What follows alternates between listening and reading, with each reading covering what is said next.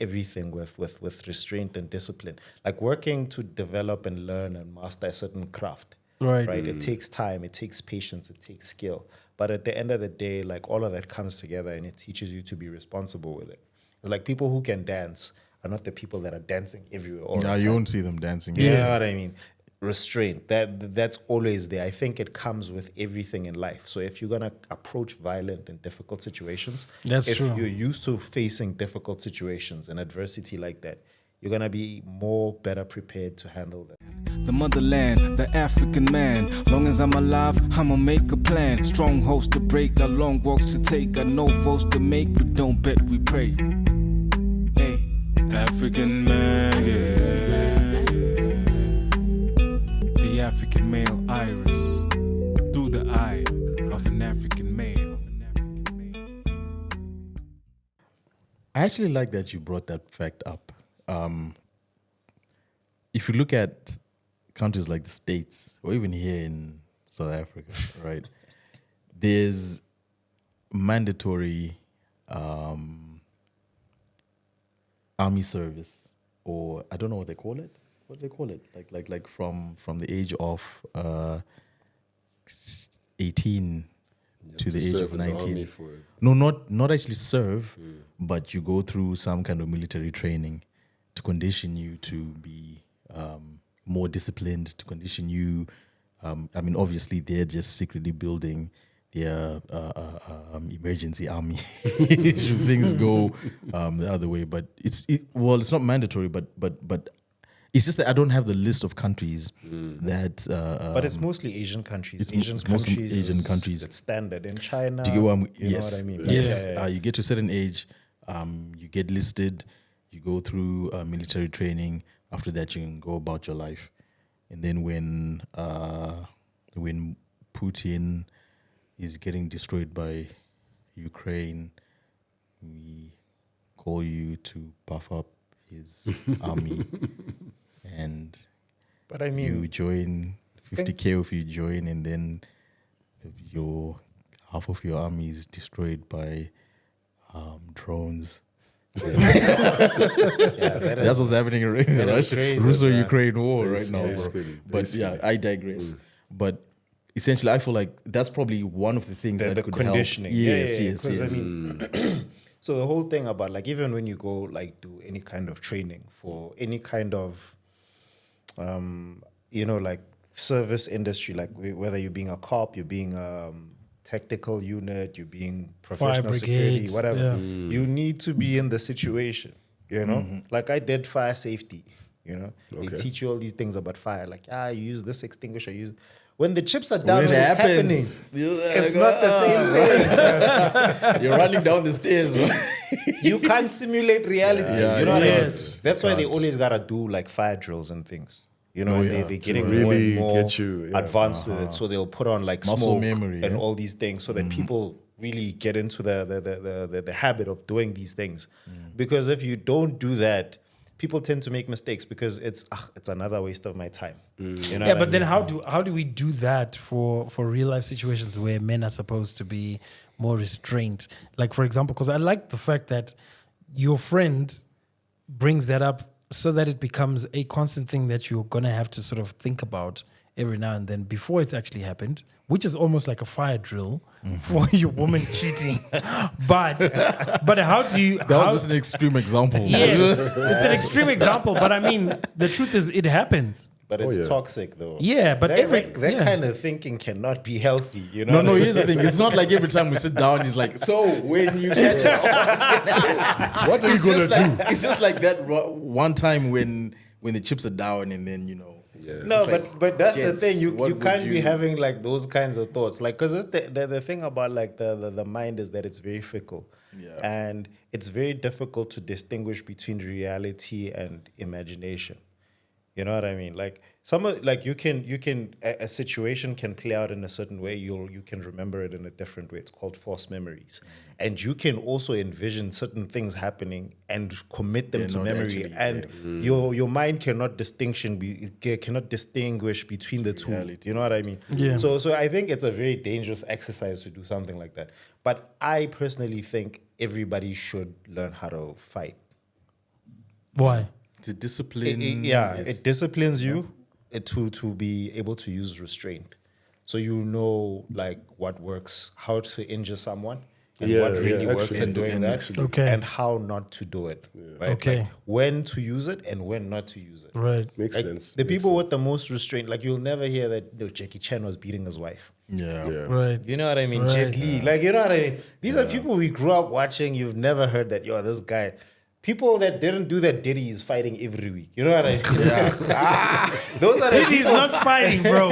It's too much oil, bro. It's like sliding. It's like sliding Slipping it. and sliding. Yeah. But you see what I mean? Like, I think we need to bridle everything with restraint and discipline. Like, working to develop and learn and master a certain craft. Right. Right. It takes time. It takes patience. It takes skill. But at the end of the day, like, all of that comes together and it teaches you to be responsible with it. Like, people who can dance are not the people that are dancing everywhere all the time. You won't see them dancing. You know what I mean? Restraint. That's always there. I think it comes with everything in life. So if you're gonna approach violent and difficult situations, if true. you're used to facing difficult situations and adversity like that, you're gonna be better prepared to handle them. Makes sense. Because even yourself as a singer, it's not that you're not going to be everywhere. You're not just going to be walking around. You're not singing everywhere. I'm sure he doesn't even sing every birthday to his kids, you know? Gotta pay for that. No. Whenever my friends and family say, "Hey, yo, bro, can you sing for us?" You're I'm like, do you know what I usually say? Yeah. I'm like, yeah, if there's no POP, like, I don't know. Yeah. If there's no proof of payment for anything, I don't know what happened. I was like, I don't know what happens to my voice. Like, I can never sing unless I'm getting paid for it. But I like what you're saying, because I feel like generally the generation of men that we're producing is just not great quality anymore.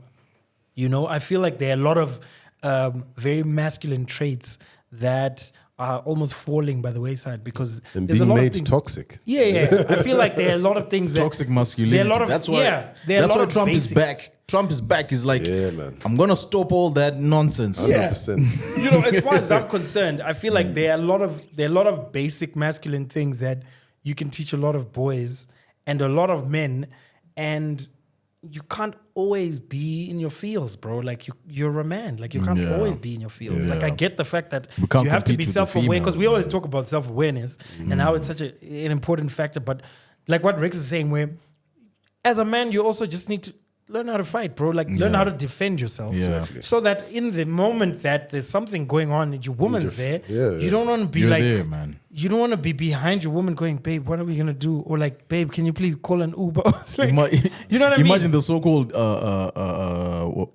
king of the pride, lion, and the young bucks start, challenging him, and then he goes, you know, like, I'm not about that life. yeah, I'm not and a then he fighter. starts fixing his mane or something. Like, like, I feel like there are a lot of, What are you guys saying? The undertones, the undertones. No, hey. But no. We're saying, you know what we're saying, Rick? We're saying men should be manly. So now guys with buff and shines must be... No, man, like men just need to be men again. You know, like, but I mean, But the narrative keeps boggling down on men. Man, just like the other day I heard Denzel Washington, for some reason or the other, he was on an interview with some LGBTQ right. channel. The alpha, Eh? nothing. So then he makes a comment that he's got a recent movie coming out, The Gladiator. Gladiator 2, yeah. Where he kisses a man. That's what he claims, that I had a scene where I kissed a man, but they took it out because they said, no, people are not ready for that. Right. And I wasn't. And that was I wasn't ready to see Denzel kissing a man too. Denzel was like for us, he was the man's man. Like from Training Day, you're like, yeah.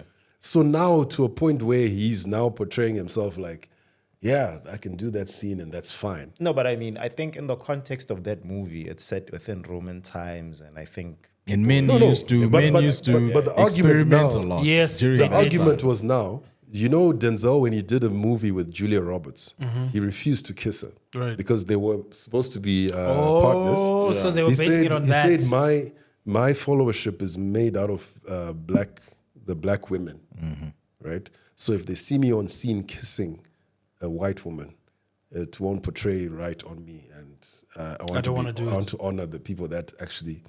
And in saying that, he knows that there's us black men, young black men growing up, masculinity, tough. We look up to Denzel. And now to just come in and say, I kissed a man. Kissing a dude. And funny enough, the director of The Gladiator says that didn't happen. He's being delusional. Yeah, he's saying that Denzel what he's saying is not true. That scene never happened. Man, someone's lying. For what reason? Why would Denzel say that he kissed a man if it didn't happen? Exactly. Yeah, they didn't. Maybe they've gotten to him now. Maybe it was backstage. Maybe it was backstage, Brian. That's what he remembers. Why was he doing it backstage? He's not getting paid to do that. So yeah, That's tricky. Yeah, I think a lot. I think you know what? I feel like a lot of people are now almost afraid to be, and I think that goes back to the masculinity thing. Like, because if you're a man's man, then you should always just be able to say, you know what? You don't have to always agree with what I think. Yeah. But if my values are Christian and I don't condone anything that's got to do with the LGBTIQ community, then that's just my opinion, and you should be able to just respect that and just leave me alone with it. But if you want to drag me, you know what? I'm still going to stick to what I believe in because that's what I believe in. And I feel like a lot of people are just now afraid because even on social media, you'll find that people will say what they really want to say, but they will hold back because they're thinking, I'm on a public platform. I'm not going to say anything bad to the gays because it's going to be bad. But deep down, you have a truth. And your truth is, I don't believe in that, and I don't think that's right, or I don't think that's wrong. I feel like I can still stick to what my beliefs are, and I'd still be able to know someone who's part of the rainbow community, and they can be my friend, and I can be cordial with them.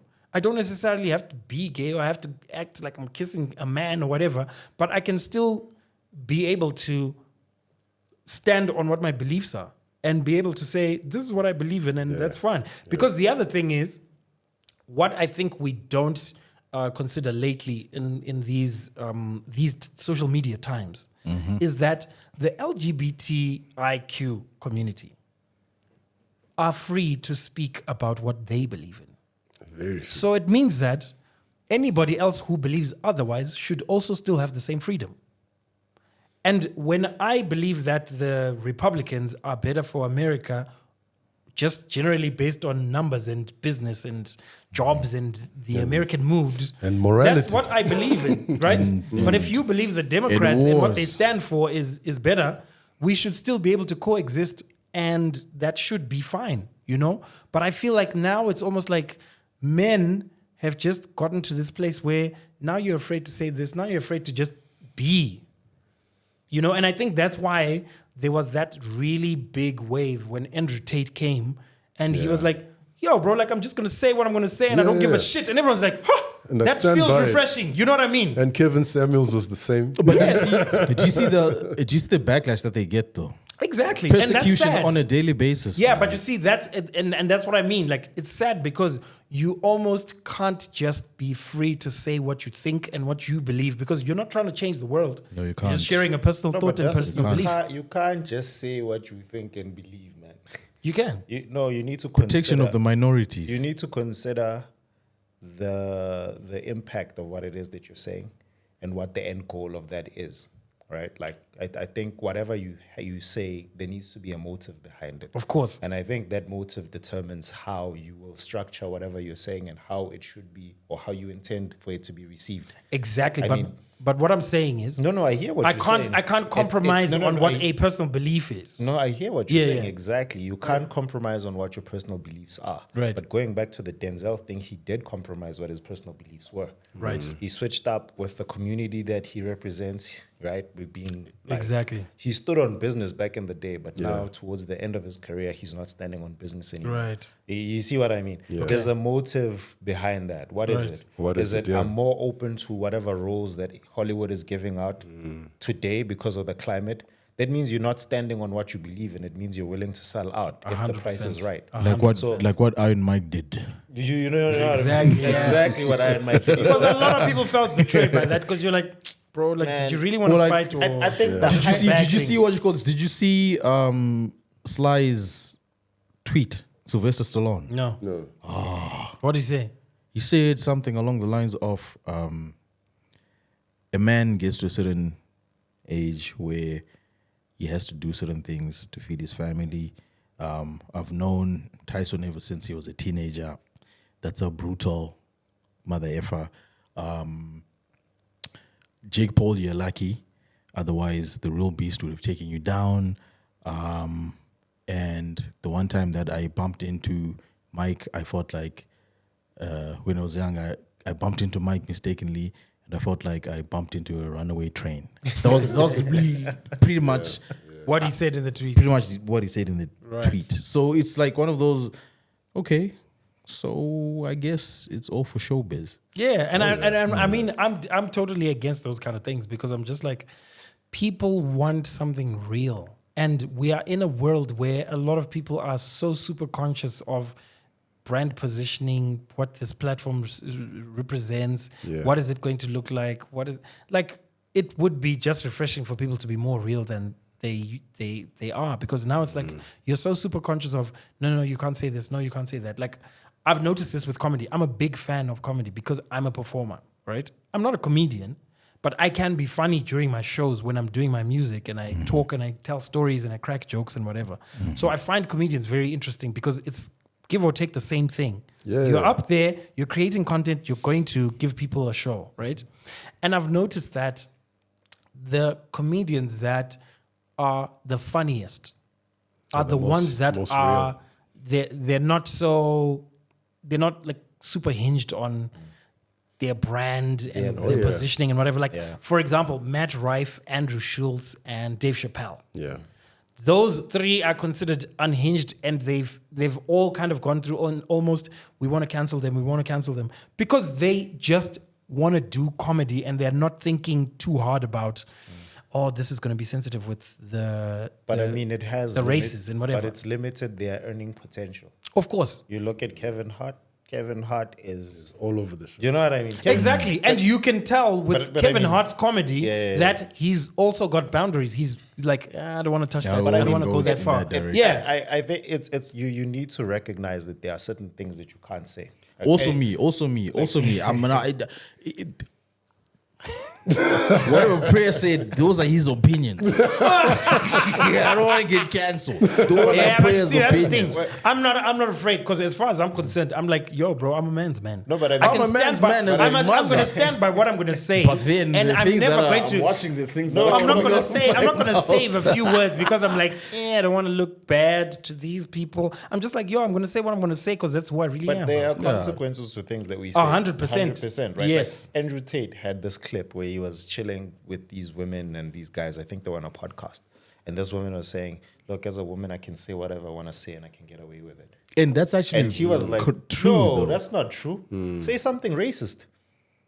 And she was like, what? She had a brain glitch. Yeah. Because no matter who you are, no matter what, there's going to be, there's going to be limits. Of course, there's going to be repercussions. It depends what your limits are. And it always goes back to what your core beliefs are. 100%. You know what I mean? Like with someone like Dave Chappelle believes that comedy is comedy. It's a sacred art. Right. There's people on the redneck side of the scale. There's people on the woke side of the scale. Right. Everything else in between. And he's somewhere within that spectrum and he makes jokes about it because he thinks it's funny. Right. And there will be people that find it funny. And that if that doesn't affect your bag, power to you, fam. But if you're saying stuff and there's no profit at the end of it, like, yo, man, like, I don't know. Do you see what he's doing, sense. though? Yeah. Do you see what he's doing? Right. You are sacrificing your manhood and your cultural beliefs Exactly. for the bag. Yes. Man, culture is just peer pressure from dead people, fam. Damn. that is so dope. We need to have That is Rick's so back on dope. culture. Can Culture you is just reiterate peer that pressure statement from again? dead Wait. people. For real. Wait. Let him say it. Let him say it. That's yo. Rex, please say that again. Yo, fam, you're not here in antelope skin. You know what I mean? No, but here's the thing. What we're saying though is that when we discuss culture, right, we're not actually saying what did our forefathers do. Can we emulate that? Can we, continue to live in that way? No. But what we're saying is there's a certain way of life, right, that was passed on from one generation to the next. Obviously, it then evolves and morphs with the times. Do you get where I'm coming from? Right. But then that is the core of who we are Core as a values. people. Do you get where I'm coming from? Yeah, but those people who set those things up aren't here anymore. Yes, they're not it's there. up to us to define what. Yes, but then here's the thing: if we don't have a set of rules to live by, right? I'm going to be very hypothetical here. If we are saying, I was born a Christian, but these days I'm a bit more liberal, right? Right. If we are saying during biblical times, right? If we are saying during biblical times, Right. there's a set of 10 rules that we needed to follow, right? Generations after the death of Christ, right? When the Bible was put together during Emperor Constantine's rule, right? When the Bible was put together. And then after the Bible was put together, then we had the Christian Crusades, where Christians were going around killing and brutalizing anyone that did not believe in Christianity, right? If we are saying, had those people adopted a new set of rules, a new set of life, right? They probably would have, if they had not, or if they had completely done away with that set of rules, right? It means they would have redefined how, those 10 set of rules that govern a stout life, right? So if they had literally thrown that shit away and be like, you know what, killing is good because it's righteous. We're doing it for our for biblical reasons or whatever the case is, right? 10 generations after that, or 10 centuries after that, or 20 centuries after that, as we are right now, how do you think, or what kind of a moral fabric do you think we would be living by right now? Right. So let me answer your question in two ways, right? Okay, well, this is how I think about it. When people live in small tribes, right, their belief systems, right, are centered around survival from external parties, right? Other tribes, animals, nature, you know what I mean? So when they pray or whatever, or, whatever they believe in, is centered around keeping them safe from external parties. Naturally. When a bigger society, like if they then partner up and they build a city with other people, right? Now the biggest threat to you is other people. So the rules and the beliefs change. So your beliefs now, like there's a greater danger of someone killing you than a lion killing you in today's society, right? The number one killer of people today is people. Not animals, not earthquakes, not people. So your belief system, hence your commandments or the laws or whatever, will always seek to govern the interactions of people around each other. But when people live in smaller groups, their beliefs will seek to govern their interactions with the external world. But then do you realize that whilst that's happening, when you're a smaller group and you're exposed to a much larger group that sees things differently from you do, you don't entirely throw away your ethos. You don't entirely throw away. It depends on the level of the threat. The level of the threat. For example, I'll give you an example. All of the nations that have been colonized, right? We might have adopted a different religion. We might have adopted a different way of seeing life, but they still those core values that we can never throw away. And those core values are what make us who we are. Do you get where I'm coming from? Identity. That's what differentiates us from the next person. That's what differentiates us from the colonizers. So I'm not saying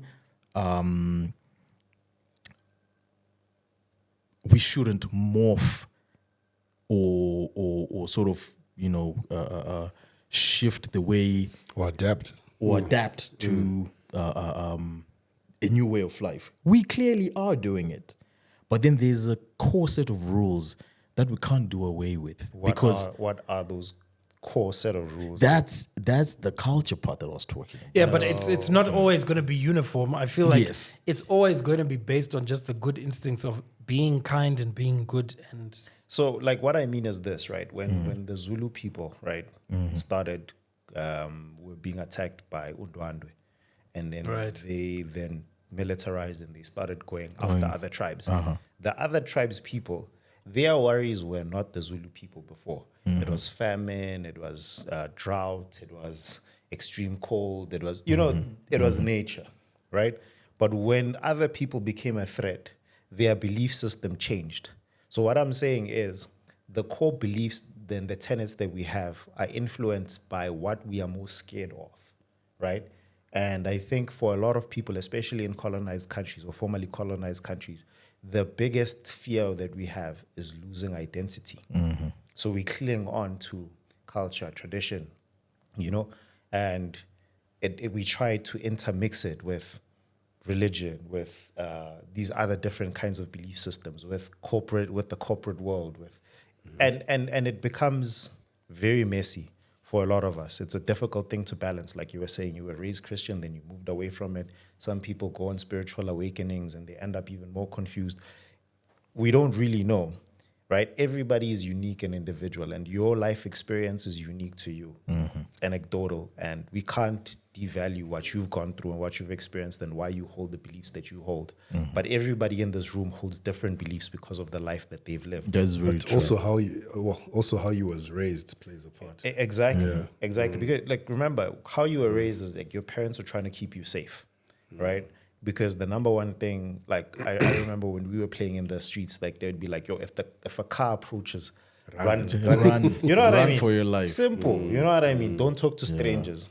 Big rule. You know what I mean? Yeah. Look both ways before you cross. These were like major rules, life-changing things. Yeah, respect your elders, all that. Yeah. exactly. But man, it's always a good conversation when Rex is Absolutely. It's always anecdotal. He gives you a different perspective to things. It's really nice. Absolutely. And bananas. But hey, we just want to thank Rex so much for coming through. Rex is a major addition to the podcast, man. If he's not here, he's on the comments. Definitely. He's at the live shows. Definitely in the comments talking One of our shit. biggest supporters. Yes. Yeah, we appreciate you so much, Rex. And, Thanks, gents. I appreciate it. We've come to an end of another podcast session for the African Male Iris. We just want to thank everybody for tuning in. Please like, subscribe, and share our channel. And Comment. And comment. We would like to talk in the comment section. But I have a suggestion, gents. Right. I feel like the three of you should be the first people to comment. The first 3 comments on every video. Absolutely. All right. Should be Yeah. nice. And I'm give ready. our opinions on Yes. Whatever Yes. it is. Like, Yeah. like the first No, 3 the comments. 4 of us. Okay. Yeah, My comment is the first, I think, on like Yeah, no. everything. On a lot of videos. Yeah, no, that's Rex true. definitely always there. Yeah, no, I think we always need to get it started. Get it started. Absolutely. The first 3 likes. We can the just first 3 engage. shares. Absolutely. Exactly. Yeah, that's true. That's true. 100%. Thanks for that, Rex. Thanks for that, Rex. Any parting words, gents? Yes, thank you so much for showing the love and support. Thank you for watching this far. If you've watched this far, I would like to give a special shout out to all of you for always showing us the love and support. Please share, please comment, please subscribe. 80% of our subscribers just watch our videos and they don't. No, actually, 80% of the people that watch our videos are not actual subscribers. So please just hit that subscribe button. The numbers will do good for the channel, and it will also provide a platform for us to be able to interview a wider range of For the likes of Rex. yes, with very valuable insights. Yeah. 100%. Cool. All right. That's it from us, guys. Take care. Peace. Cheers. The motherland, the African man. Long as I'm alive, I'ma make a plan. Strongholds to break, got long walks to take, got no votes to make. We don't bet, we pray. Hey, African man, yeah. The African male iris through the eye.